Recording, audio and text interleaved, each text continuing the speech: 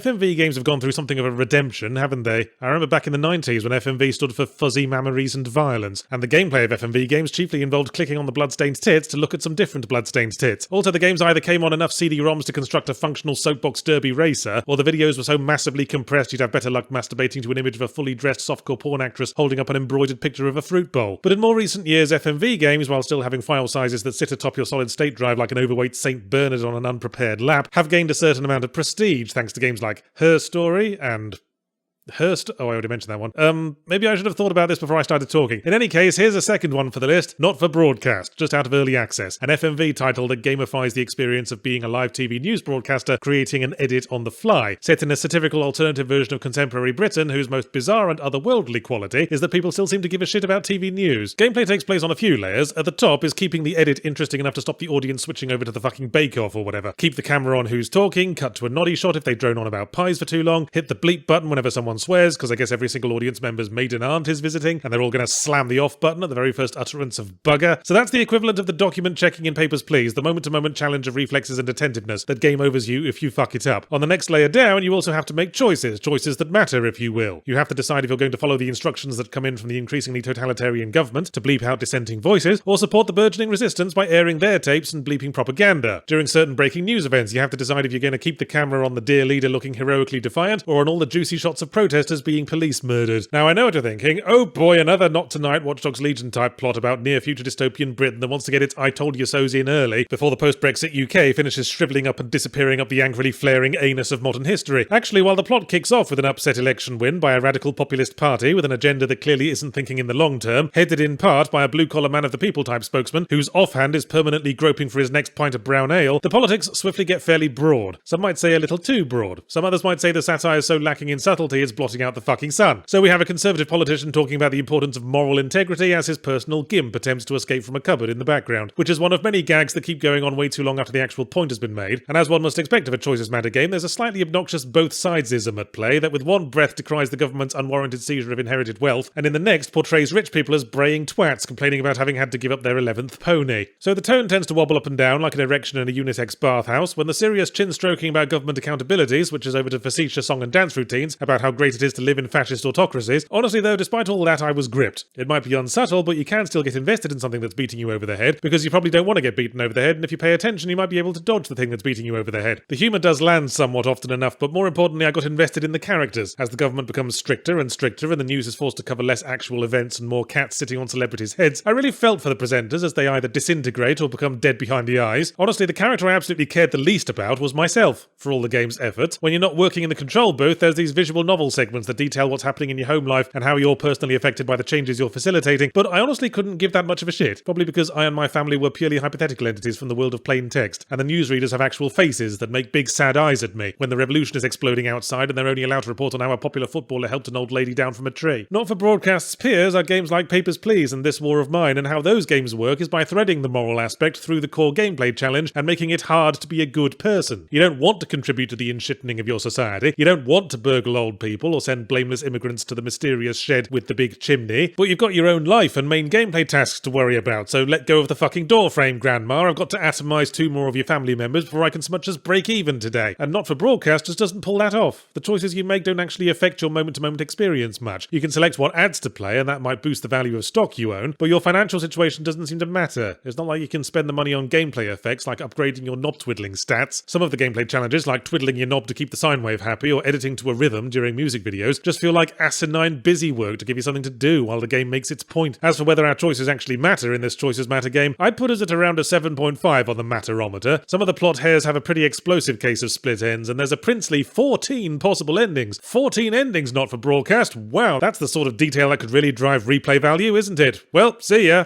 What? You're interesting, but you're not 14 rewatches interesting, especially not when the interesting bits are buried under several hours of mid-grade YouTube sketch comedy. And as for the gameplay, I don't feel terribly invested in beating my knob-twiddling speed record, but hey, I might feel inclined to Google the other endings at some point, and that counts for something. Googling the endings of things is an underrated practice, certainly saves a lot of time. If Hitler had thought to Google the end of the Second World War, it probably wouldn't have been as much of a pisser.